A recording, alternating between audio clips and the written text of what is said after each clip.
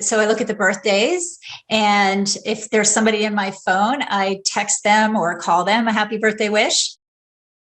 I read what people write. I engage with a lot of them. I also am a member of several groups on Facebook, like local moms group or, Howard County businesses. And people are always asking for recommendations for something. And I will definitely jump in there like, hey, does anybody know a plumber? And I'll say, oh, yeah, here's my plumber that I like. I'm a realtor. I use him all the time. And I have 3 other ones if this one doesn't work out for you. But he's my number one. And sometimes I'll actually look up stuff so I can respond. Like somebody will say, what's your favorite restaurant with outdoor seating? And I'll think of a couple of restaurants and I'll Google, do they have outdoor seating? Just so I can kind of engage with people. So who doesn't love a handwritten note? I send a lot of them to people at church. And we had a church picnic the other day, and somebody came up to me and she said, gosh, those notes you send are just so wonderful. And they're just so heartwarming. And, it depends on what the topic is. She had given her testimony in church, and I just identified with it. And I wrote her a nice note and told her I appreciated her. And that's another thing, just to tell people you appreciate them. People love that. It just feels so good on a very personal, deep spiritual level, just to know that somebody else cares about you. It's a person business. This is not a sales business. It's a relationship business. And the sooner you figure that out, the better off you're going to be. This is Solo Agent World, where we celebrate the accomplishments of high-performing single agent real estate practices. Hi, I'm Mike Cerrone with Mastermind Agent, and welcome to the Solo Agent World, where we celebrate the accomplishments of top-performing solo real estate agents. Today, we're talking with Kelly Hilmar with Long & Foster in Columbia, Maryland. Last year, she sold 21 homes worth $9.5 million and earned $178,000 in GCI as a solo agent. Her average price was $450,000 with 48% buyers and 52% sellers. She's been an agent for 7 years. Welcome to the call, Kelly. Thanks, Mike. Happy to be here. Hey, Kelly, it's great to have you here. Thank you so much for joining us today. Real excited to talk to you. But before we get into what you're doing today, let's go back for a minute and talk about what you did before you got into real estate. Oh, okay. So I actually went to college to be a kindergarten teacher. And I did my student teaching in my senior year of college and realized that was definitely not the career for me. So I did graduate, but I ended up going into the airline business after college. I was a flight attendant for 10 years. And then I met and married my husband, and he had 2 children, and we had a son less than a year after we got married. And so I became a stay-at-home mom. And I did that for 17 years before I got into real estate. I think I was 48 years old when I got into real estate. Wow, 48 years old when you hopped in. I bet a lot of people listening to us can relate to that, and that's fantastic. Now, you've been in the business for how long now?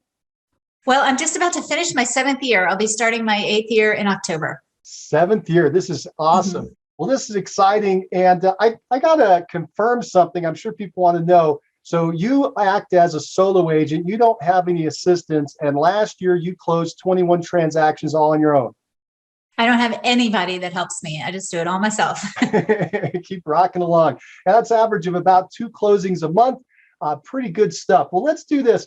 I want to jump into talking about how you're generating your business. I think you have a really cool, neat, unique approach, and we want to get into that and share it with everyone.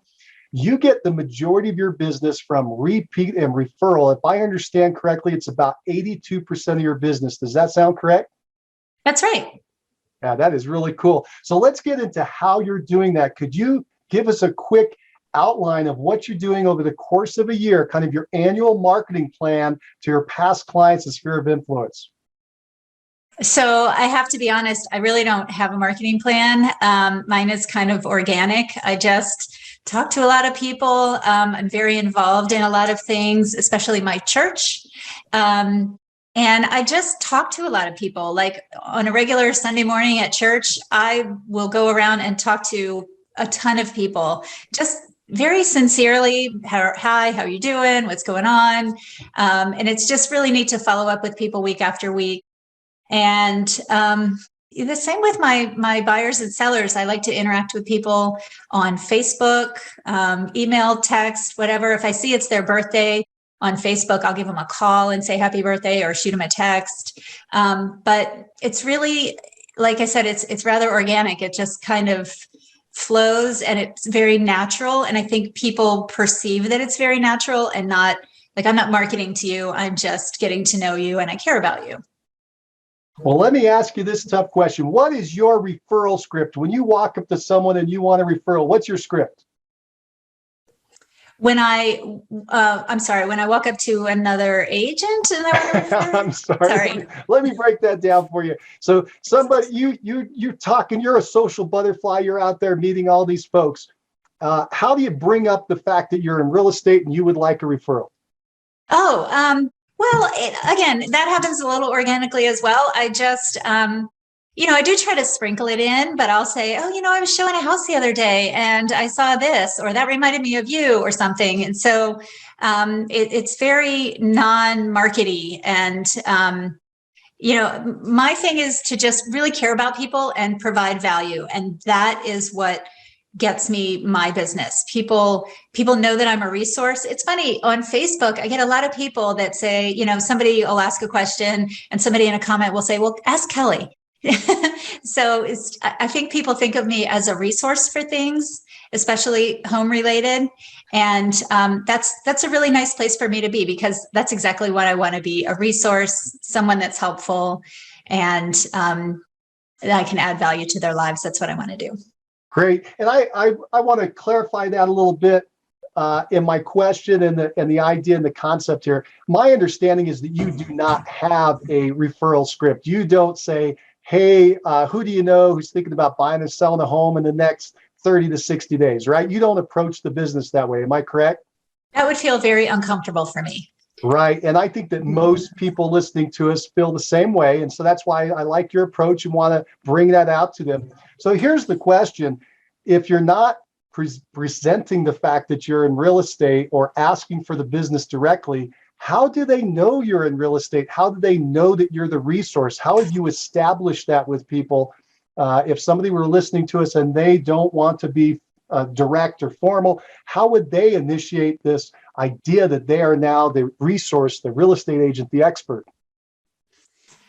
I guess that's a tough one. I listen for clues. If somebody says something about, their furnace broke down, I'll say, oh, you know what? Let me get my list of service providers here. Let me just open my phone. I have a ton because I'm a realtor. Or, most people at my church know I'm a realtor. But that's a good way to do it. Just kind of listen for clues. And gosh, I don't really know. It just kind of happens. Such a bad answer, but it's the truth. Let's back up for a minute. I want to give people some bigger picture of what you got going on there. Okay. Have you ever put together a formal database, what I call PCSOI, past client and sphere of influence? And if so, how big is it? I'm working on it. And I think I started pulling names recently, and I think it's about 350 on my close people that, if I saw them in the grocery store, I could walk up and have a conversation with them. Fantastic. And so what I'm hearing is that you have not put that into a database of any kind formally. Is that true? That's true. I have a spreadsheet that has a lot of people crossed off and added in, and it's bad. I know I'm such a bad example, but it seems to work. Well, I would say that you're a common example. But you're doing something extra that other people aren't to make this work. And that's what we're trying to identify here. So let's go into, we've got two areas here. I think that they're the main areas, which are the church. And then you also do a lot of work on Facebook. And so I want to delve into each of those. Let's start with the church. Now, you mentioned that after church, you go around, you glad hand everyone, you meet them, you talk to them, you find out what's happening in their life. Tell us more about that. What do you, as far as a business approach, what are you looking for? What kind of clues? How do you bring up the fact that you can help someone? So I'm not there on a Sunday morning trying to find a client. These are people, I've been at the same church for almost 25 years. And so I know these people, I'm invested in these people, they know me. And so the way our church is, we have Sunday school in the morning, and then we have like a half an hour break, and then we have our church service. And so during that half an hour, it's just very natural to just walk around and talk to people. And, sometimes I'm dressed very nicely and they'll say, "Oh, you look so nice." And it's because I have an open house after church, or, I'm off to show some clients. And I will say that if somebody says I look nice.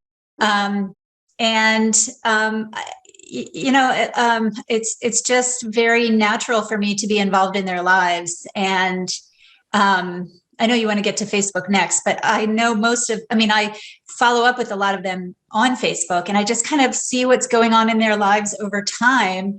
And there just seems to always be a very natural way to offer to help. And when I say offer to help, I don't mean in real estate. Like if they're sick, I'll bring them dinner.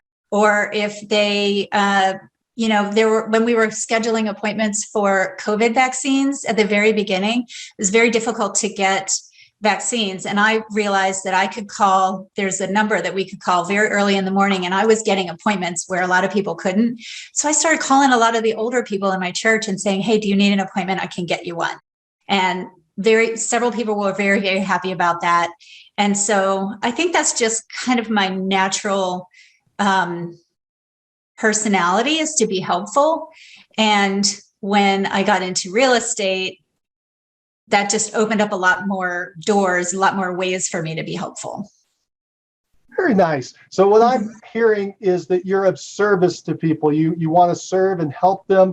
I've heard some folks in the past mention the idea of servant heart selling, and that you're trying to connect with people on a deeper level, and that the sales just kind of flow from that. Did you think that describes the way you're approaching this? 100%. And fortunately, I was connected with a lot of these people long before I was a realtor. So like I said, I've been invested in their lives for a very long time. And then becoming a realtor there was just a natural flow, like, "Oh, you're a realtor. I need this, or I need to sell, or I want to buy, or my son or my nephew." And, I just in the last couple of months, somebody entrusted me with their mom, somebody entrusted me with their child. And that's so meaningful to me. I don't take that lightly. I just think, wow, they really trust me because they're recommending that their loved ones come to me for help. And I love that. It means a lot. I hope everyone heard what you just said. The words that you're using are so important. You said that they entrusted you. They entrusted you with this person in their family. It's important to them. I'm getting the impression that the folks in the church, they're more than just other people in the church. They're your friends. They're my family. They're your They family. really are. When I had my son, I had a difficult birth, and I was out of commission for quite some time. And I was just in shock at how many people showed up at my door with meals and babysitting and help. And, just, "Do you need me to go to Target for you?" It's just amazing how, it's such a good family of people. And the interesting thing is that we live in a military area near Fort Meade, the Pentagon, Washington, D.C., and we have a lot of people that come and go. And some of those people, we know they're only going to be there for a year or two. And so my husband and I really try to become their family. Like, come over for Thanksgiving. You don't have anybody to be with on Christmas? Come to our house. And we just love on people, and it just kind of flows very naturally.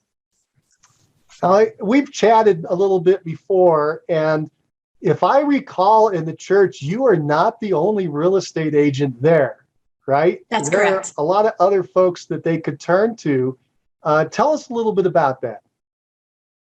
So I know of 2 other realtors, and I get 99% of the business. And I don't know why. I mean, the other 2 are very nice people. I really don't know why. I think they just trust me, and not that they don't trust the other people. I just don't understand, but they come to me mostly. And if I remember correctly, one of the real estate agents is the wife of the pastor. Is that right? That's correct. That's correct. Wow, who should have a dominant position, but somehow because of your social butterflying, that's what I keep calling it, you've been able to love on everybody so much that they want to come talk to you. Right. And she's a lovely person too. She's just more quiet than I am.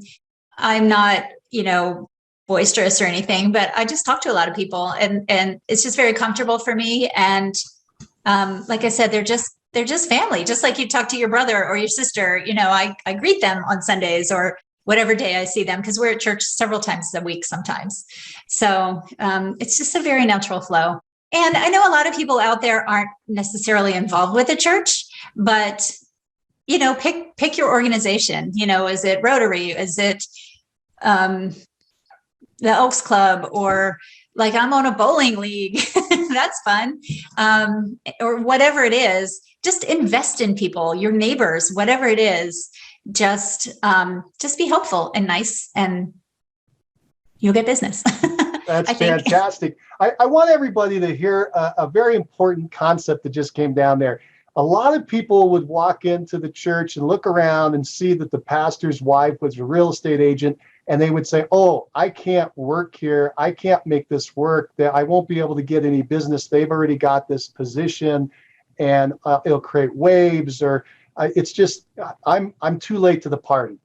And you've just proven that that's false, that they need to go in and make the connections with people they connect with, and things will flow naturally, and not be intimidated by the fact that the pastor's wife or the husband of the person who's running the bowling group is a real estate agent, right? Yes. First of all, I think there's plenty of business to go around. I was talking to someone a long time ago about farming a neighborhood, and they said, well, like research the neighborhood and see if somebody, owns the neighborhood. And then they said, just because somebody owns the neighborhood doesn't mean that everybody wants to work with them. Like there are going to be some people in that neighborhood that don't like that person. So, I don't think anything is off limits that way. I know that the pastor's wife has good friends that choose to work with her. That's great. I'm glad that she's helping them. I sincerely am. And people that work with me, that's fine too. Excellent. Let me ask this. I'm sure people are curious. Have you ever taken the DISC personality profile, the DISC? And if so, do you know what you are? I don't know what I am. Do you? Well, I think you have a lot of I. You like to, you tell me, is it true that you mentioned you like to go into a room and you like to float through it and meet people and greet them and be social and make connections with them. Is that true?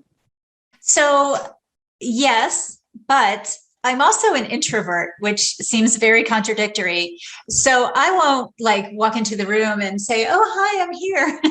But, if somebody's sitting on a couch, especially if somebody's sitting alone, I'll go sit with them and we'll have a nice conversation. And then, I'll try to find somebody else. And so it's not, I do kind of a one-on-one thing more than just working the room. But I do try to get to know people. I'm very interested in people, and I'm intensely curious. So I always have questions to ask people, and I think people like talking about themselves. Excellent. Very nice. Thank you. Let's do this. Let's switch gears and talk about your other way that you're generating quite a bit of your business in the repeat and referral area, and that is your Facebook work. How many friends do you have on Facebook? Oh, like 1,200. Right. So 1,200 friends, and how many of those would you say are close? You would know them, or you would be very familiar with them, or are some of those people they became friends and you really don't know who they are? Where we are? Define this list a little more for us. Okay, I do have people like that I don't know really well. So I'm a CRS, certified residential specialist, and we have a conference every year where we go and network with a lot of other CRS agents. And so I send and receive a lot of friend requests from them, and I don't really know them well, but I'd like to know them well because I'd like to know where they are. I'd like them to know where I am when it comes time for referrals. But I would say, other than that, I know everybody. So they might be people from my elementary school, or there might be people from when I used to live in Colorado, or, people that I meet just today I might see if they're on Facebook and send them a friend request. But I would say that I could pretty comfortably have like I could text any of them on Facebook and they would engage with me. Out of that group of 1,200, how many are the CRS or the people that you wouldn't have that direct connection with them yet? Probably about maybe 200. Okay, so that brings us down to 1,000 that you do have a connection with, and they'd recognize you or you'd recognize them. You maybe have conversations on Facebook. Sound correct? Yeah.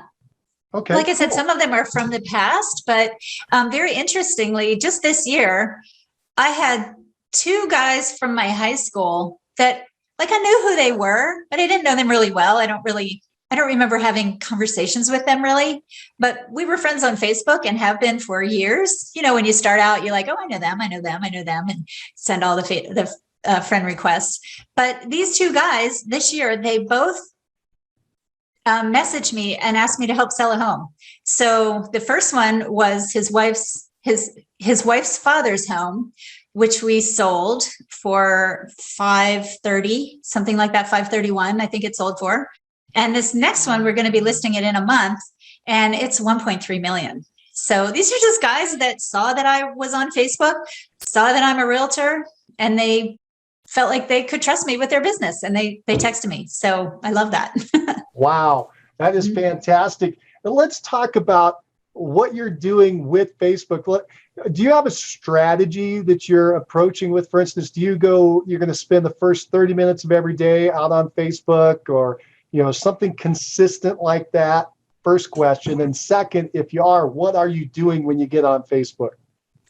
So I don't have a written strategy or an X number of minutes, and if you ask my husband, he'll tell you that I spend way too much time on Facebook. But, I read what people are writing. And basically, when I wake up in the morning, I kind of get myself going and I look at my emails and I look at Facebook. And so I look at the birthdays, and if there's somebody in my phone, I text them or call them a happy birthday wish. And, I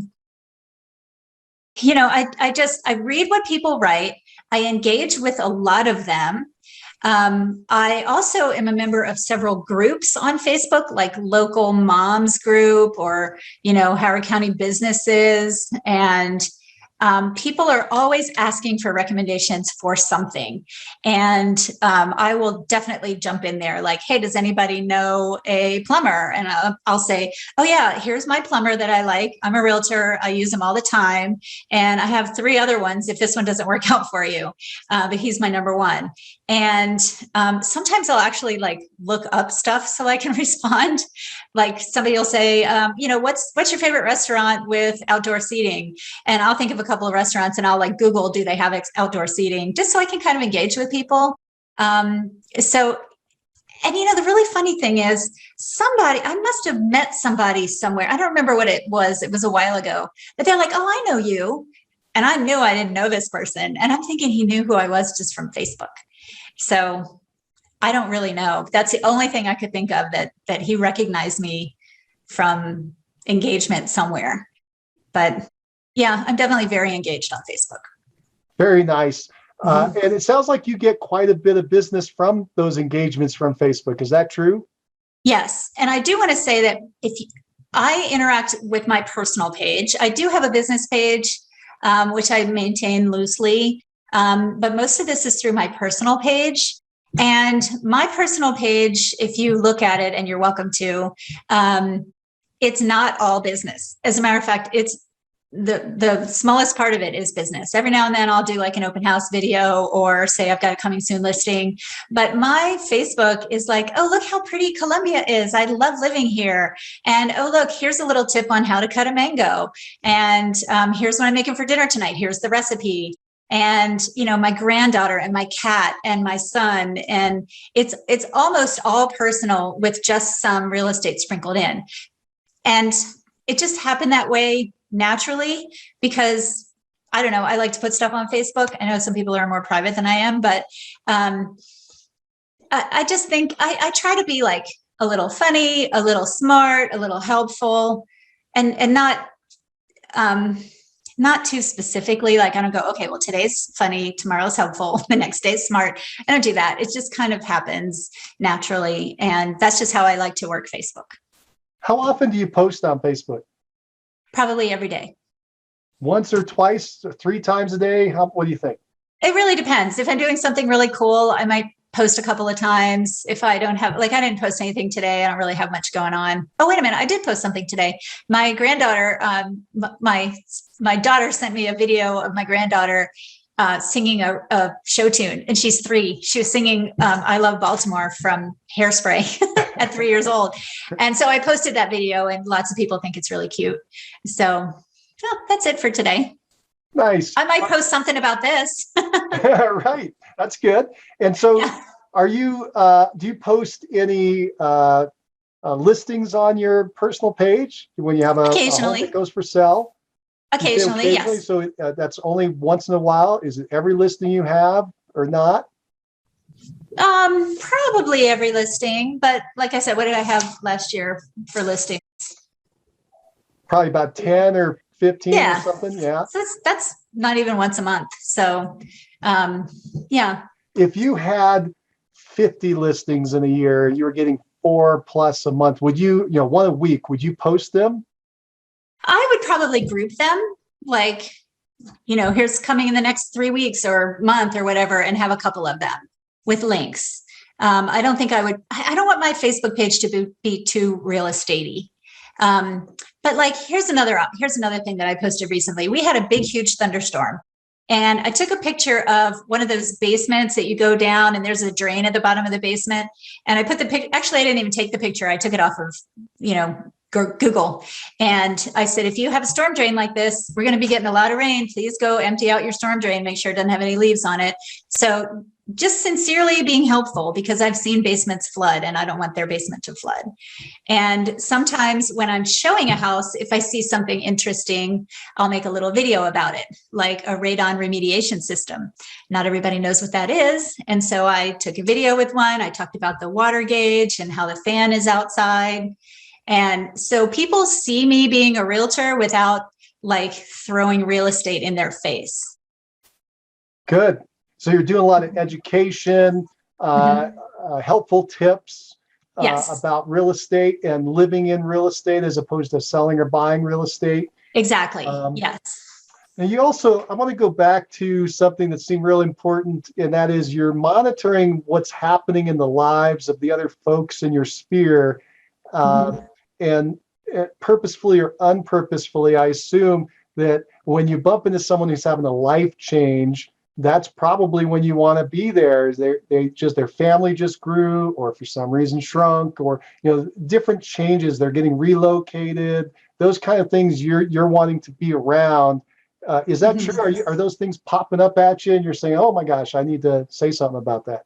Absolutely. I had someone recently whose mother died in Florida, and I don't want to be like, "Oh, your mom died. Are you selling her house?" Right. So, I know her, and I was very sincerely saying, "I'm so sorry for your mom's passing." Oh, and they were cleaning out the house. And I said, "I saw you were cleaning out the house. If you're planning on selling it, I can probably connect you with a realtor in the area. But if there's anything else I can do to help, please let me know." Something like that. So, I was saying maybe I could get a referral out of this, but really coming from a place of very sincere, condolence for her. Did you end up helping her? Did you end up getting her a referral? I just sent it. So I haven't gotten it yet. Oh, so we don't know if that happened or not. Okay. Well, good.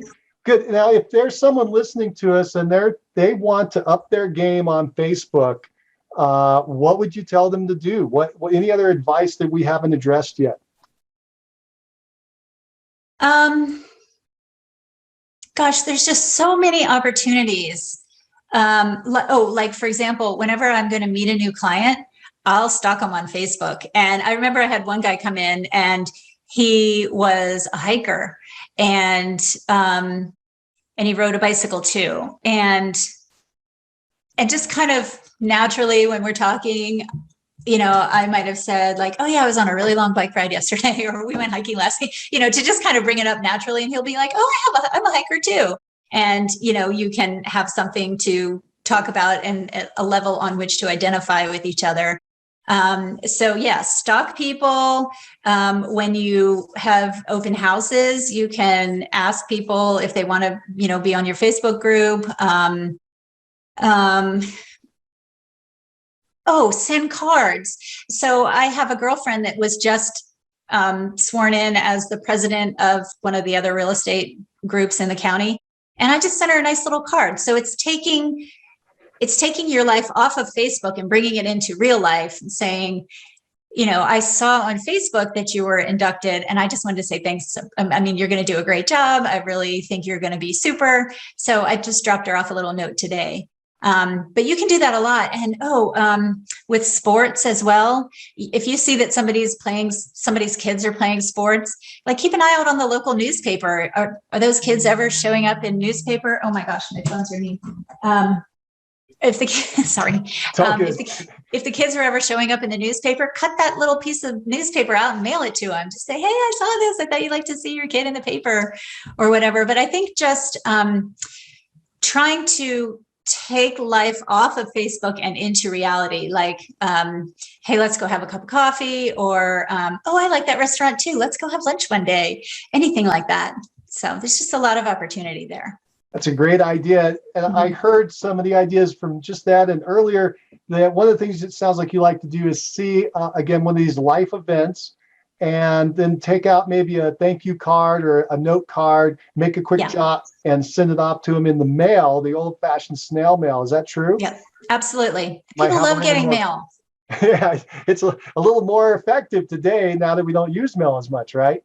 Oh, that's right. I can tell you, every time I go to the mailbox, I get the mail, I sit in my car and I'm flipping through, like, are there any personal notes? Because who wants to look at junk and bills, right? So that's really the first thing I look for. Is there anything that's like for me personally? And I'm sure everybody does that. So who doesn't love a handwritten note? I send a lot of them to people at church. And we had a church picnic the other day, and somebody came up to me and she said, gosh, those notes you send are just so wonderful. And they're just so heartwarming. And, it depends on what the topic is. She had given her testimony in church, and I just identified with it. And I wrote her a nice note and told her I appreciated her. And that's another thing, just to tell people you appreciate them. People love that. It just feels so good on a very personal, like deep spiritual level, just to know that somebody else cares about you. So. Right. We don't get that enough, do we? No, we sure don't. And the verbal, the oral word is fine as well. And that's good, but it's a little more solid when they see it in writing. Yeah. How do you send that? You said you're sorting the mail. Do you send it in any kind of special envelope? Do you send it as a postcard? How are you sending that so that you make sure they're going to open it up? Well, I have some pretty stationery. I mean, it's just a white envelope on the outside, but it's nice stationery on the inside. It has my name on it, and it does not have Kelly Hilmar Realtor. It just says Kelly Hilmar, and I do not put a business card in it ever. And I have nice handwriting, so people see the handwriting on the front, and of course I write my name in the upper left corner. But I think people see the pretty handwriting and they'll be like, ooh, she wrote me a note. I guess, I don't know. You do have good handwriting, by the way. You had to write some things for me, and I looked at it, I'm like, wow, it looks like it was typed on a computer. That's amazing how well done that print is. Mine is at the other end of the spectrum, so I really noticed when it looks good like that. Very nice. Now, you mentioned a minute ago something about bringing people into a Facebook group. Do you have a Facebook group? No, I don't have a Facebook group. I participate in other Facebook groups and just offer help whenever I can, and drop that I'm a realtor. And if people are asking for a realtor, I try to advocate for myself, but most of the time there's like 50 people. Sometimes I'll say something that's different than what everybody else is saying. I wish I could think of an example real quick, but I don't know. It's very rare that I get that person with 50 or 100 recommendations. It's hard to get them to see you, but sometimes you just have to say something a little different than what everybody else is saying to kind of get their attention. But within the other groups, a lot of them are moms groups, and I'm a mom, and a lot of them are young moms, and they're having babies and they're asking all these questions. And I've been there, and now I'm a grandma. So, I've got it coming around again, but I like to interact with those ladies. And I don't always say that I'm a realtor or indicate that in any way, but sometimes I do if it's appropriate. So, but I think the more you're out there, people will even subconsciously recognize you. And then on a lot of the Facebook groups, you get this little badge that says valued contributor, and that's a nice thing to have too. So cool. I was just wondering something. I haven't looked at your Facebook page, so I don't know. Does it have your name and then something after it that would indicate that you're an agent, or anything in your bio or something? In my bio, yes. But not, like a lot of people say Kelly Hilmar, realtor. I don't do that. My cover page is a picture of me and my husband, and my personal page is just my face. But in my little bio underneath, it does say, I think, Howard County Realtor, CRS, grandma, Christian, all kinds of little things. Right. Thank you. And one other thing that I'd like to kind of shift gears, but it might be very similar, and that is, I know you're getting some agent-to-agent referrals that are closing, both outgoing and incoming. And tell us how you're making that happen.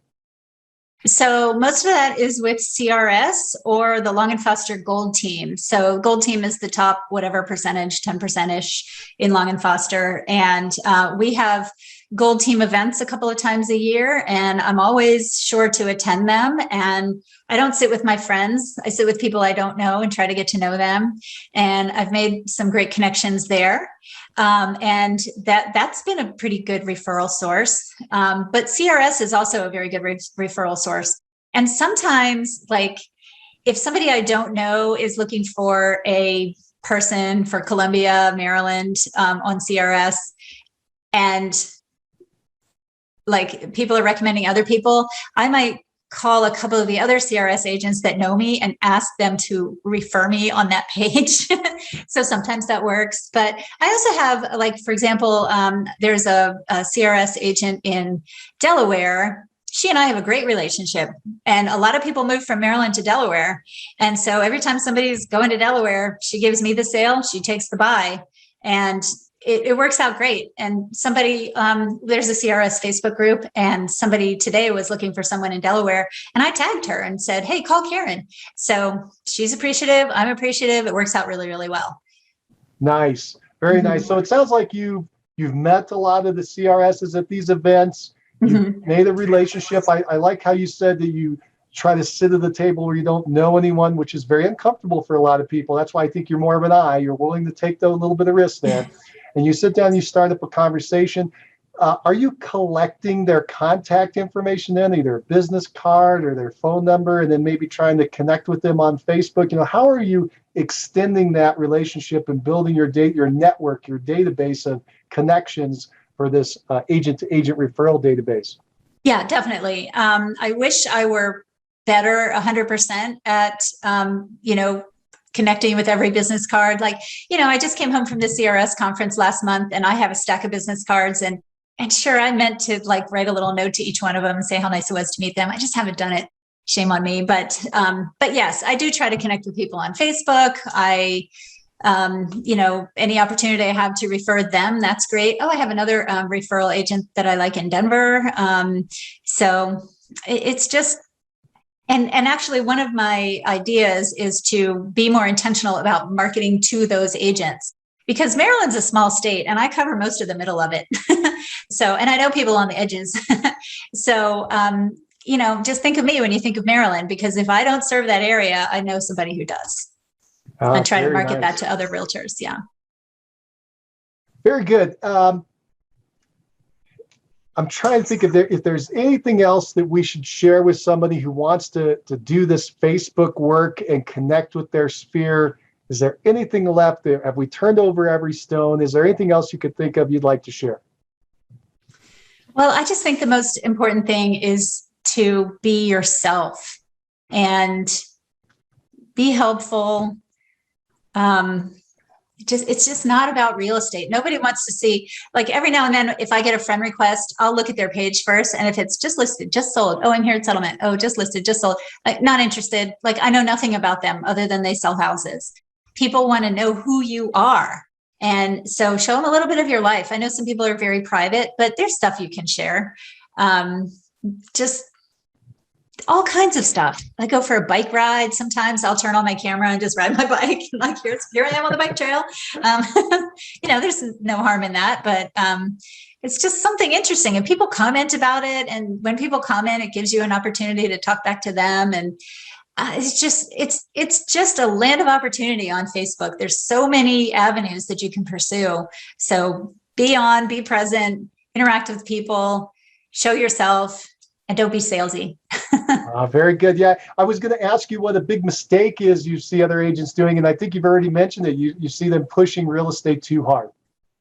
Yeah, I mean, I'm not all about real estate. That's a huge part of my life, but there's so much more to me, and there's so much more to everybody. So, and nobody is interested when it's just the same thing over and over. Here's a house, here's a house, here's a house. Like, okay, I'm bored with that, move on to somebody else. But when you're interesting and fun and engaging, people are there with you. It's fun for them, it's fun for you, and it has to be a two-way street. So you can't just put stuff out there and not interact with other people. Thank you, Kelly. Let's do this. Let's switch gears for a minute. Let's talk about your daily schedule. A lot of agents want to know how they should set up their day to be productive and make sure that things are getting done. What does your ideal day look like? So I'm not a super early morning person, but, I like to get up and, ideally I would be doing my exercises before I pick up my phone. But the reality is sometimes I just pick up my phone and I'm right into emails and Facebook and whatever else needs to be done. And, I don't always go to the office. I like to just be out in, around town and running my errands or doing whatever I need to do. And, but just always trying to incorporate, who do I need to talk to? What do I need to follow up with? What are my dates? So I guess the reality is I don't have a super tight schedule. It's just kind of loose, but it works for me. There's real estate every day for sure. It sounds to me like you like to hit the ground running by checking in with your email, your Facebook. Those are kind of the core things that you want to start with, see what the tasks are for the day. Or in a way, I think that's your prospecting. Your prospecting is going out and looking on Facebook and seeing what's happening in your sphere, these folks in your network. You're seeing what's happening in their world, and you're touching base every day. Yeah, absolutely. Yep. People hear from me almost every day. Not all 1,000 of them or 1,200 of them, but I'm pretty interactive on Facebook with a lot of people. Now, you worked pretty hard. You closed 21 transactions last year. Do you ever take any vacations? Yeah, we do.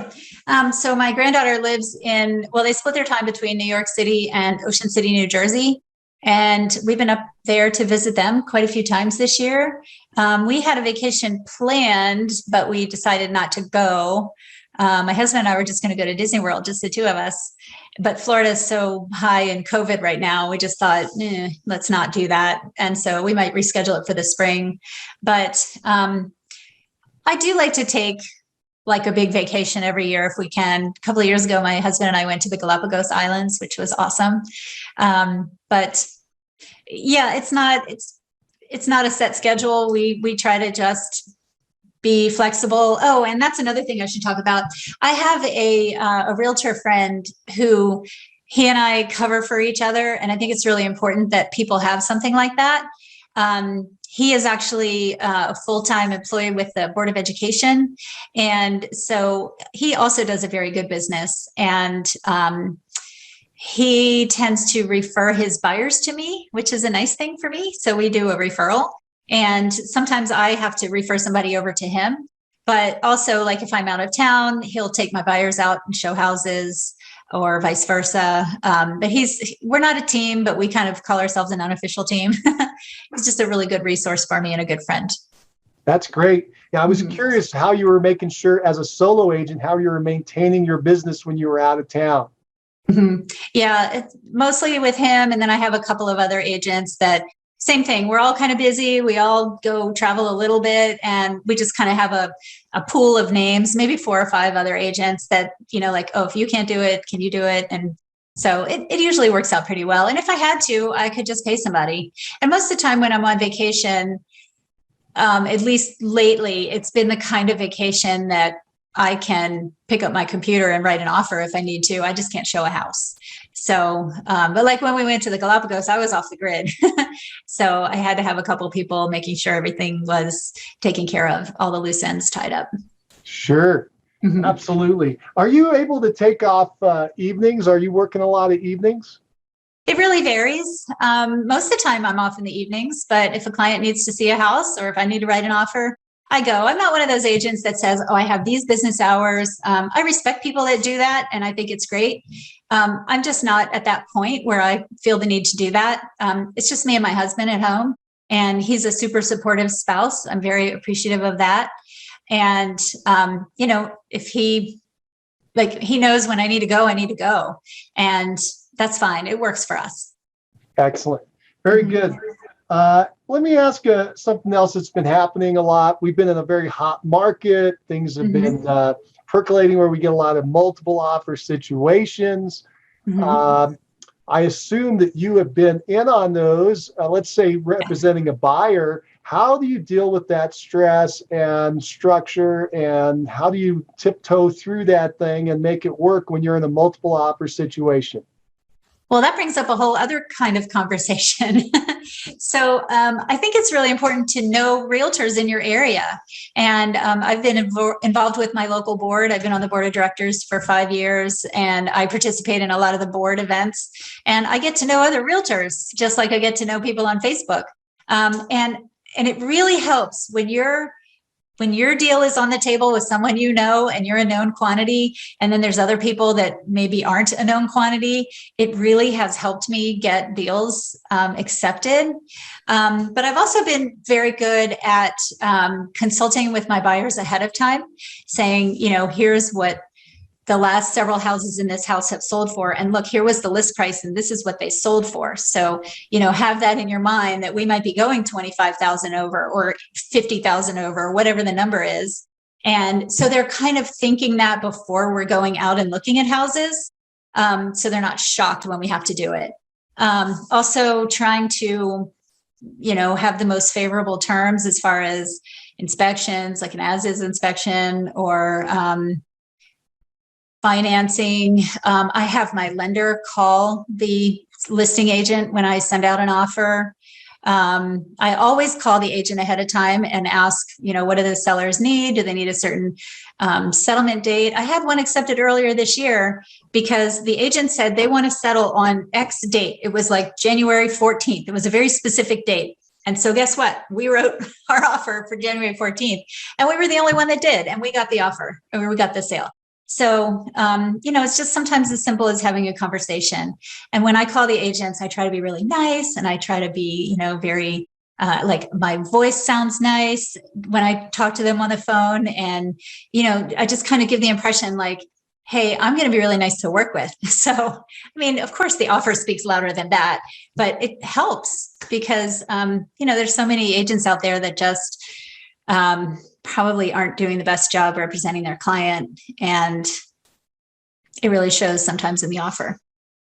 Sure. And if you can make yourself stand out, two offers are very close to one another and you're Mhm. friendly and the other one's not, maybe you're going to get that. Or you know them from another relationship and they Right. don't know the other agent. Maybe you're able to tilt that a little bit in your client's favor. So that makes total Yeah. sense. Let's shift gears again. People have been listening to us now for a bit.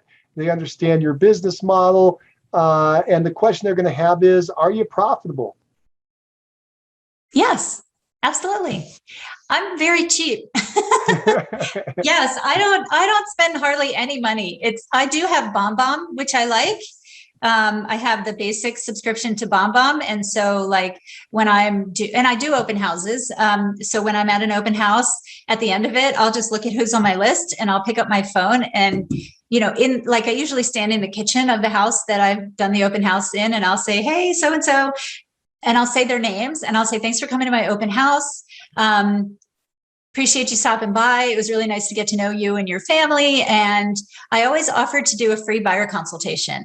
And I think that's one thing that maybe people don't offer, because you need to have that call to action. But I'll say, I'm happy to do a free buyer consultation with you. We'll sit down, we'll talk about the process of buying and, financing and everything you need to know so that when it's time to go out and look at houses, you are one of the most informed people out there. So people are responsive to that. I've gotten a couple of calls from that. So that's a good thing. So, okay, BombBomb is one thing I pay for. I pay for my electronic signature program.